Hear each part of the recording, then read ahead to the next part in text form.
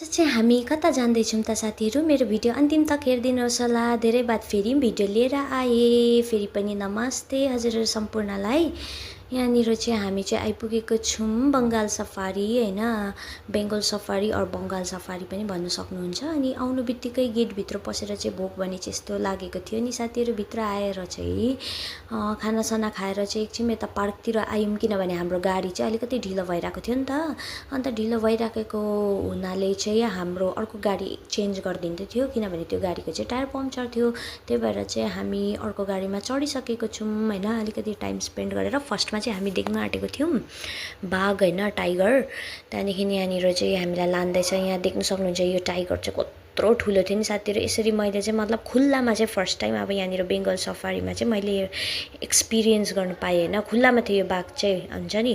त्यहाँदेखि एउटा बाघ चाहिँ हाम्रै गाडीको अगाडि यसरी आयो साथीहरू हैन। कस्तो डर लागेको, एकछिन त यस्तो दामी फिलिङ आयो कि साथीहरू। यस्तो मजा आयो नि यो बाघलाई चाहिँ त्यहीँ देख्नु पाउँदा हुन्छ नि। मेरो चाहिँ त्यहाँनिर खिड्कीमा थियो नि त सिट हैन। अन्त त्यहाँनिर ठक्कै आएर अड्यो कि कस्तो दामी डर पनि लाग्यो साथीहरू। एकदमै दामी एक्सपिरियन्स भयो मेरो चाहिँ। अन्त भने चाहिँ फेरि हामी अघि बढ्यौँ गाडीमै। त्यहाँदेखि चाहिँ यहाँनिर चाहिँ डियरहरू रहेछ। अनि जुन चाहिँ यो सिङ भएको छ नि, यो चाहिँ उयो अरे मेल अरे, अनि सिङ नभएको चाहिँ फिमेल अरे भनेर चाहिँ यहाँनिर हामीलाई ड्राइभर दादाले भन्नुहुँदैछ हैन। त्यहाँदेखि यहाँनिर चाहिँ यसरी लाँदै थियो हामीलाई हैन। अब चाहिँ रेडी बस्नु ल तपाईँहरू। अब चाहिँ यहाँ के भन्छ यसको बादमा चाहिँ उयो आउँछ अरे नि त। यहाँ हेर्नुहोस् न, यसको चाहिँ सिङ यस्तो छ, देखियो काठको जस्तै हुँदो रहेछ। छेउबाट चाहिँ हुन्छ नि। अन्त यहाँनिर कस्तो क्युट देखिरहेको कि, यसलाई नाक हल्लाउँदै उभिरहेको हेर्नु न साथीहरू। कस्तो क्युट लाग्यो मलाई चाहिँ हुन्छ नि। अम्बो यसको सिङ चाहिँ यस्तो काठ जस्तो हुँदो रहेछ। अन्त यहाँबाट चाहिँ हामीलाई चाहिँ अब ड्राइभर दादाले भन्यो यो ग्रान्ड, हामीले चाहिँ ग्रान्ड गरेको होइन नि त टिकट हैन। यो चाहिँ कम्बो टिकट हो। कम्बो टिकट चाहिँ 200 पर्छ। अन्त ग्रान्ड टिकट चाहिँ 400 पर्छ। त्यसमा चाहिँ थुप्रैवटा चिजबिज देखाउँदो रहेछ। तर हामीले चाहिँ कम्बो मात्रै गरेको हुनाले चाहिँ हामीलाई चाहिँ लायनहरू चाहिँ अब मतलब देख्नु त देख्छौँ, तर त्यस्तो अब नजिकबाट अब मतलब त्यो रोक्दैन अरे नि त हैन। अन्त त्यही भएर चाहिँ रेडी बस्नु ल लायन खिच्नुको लागि भन्दै थियो नि त।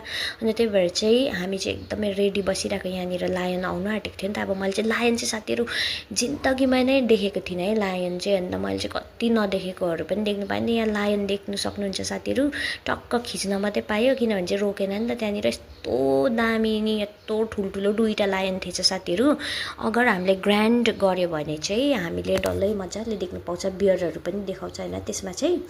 अन्त तर पनि एकदमै राम्रो एक्सपिरियन्स्ड भयो होइन। हामीलाई आधा घन्टाको टुर थियो, त्यो पनि छिट्टो सकेको जस्तो लाग्यो साथीहरू। अन्त त्यो सकेर आएर चाहिँ जूको चाहिँ 50 रुपिस एक्स्ट्रा टिकट काटेर चाहिँ यहाँनिर हामी क्रोकोडाइल होइन, यहाँ चाहिँ फर्स्टमा चाहिँ हामी क्रोकोडाइल हेर्नु आयौँ। त्यसलाई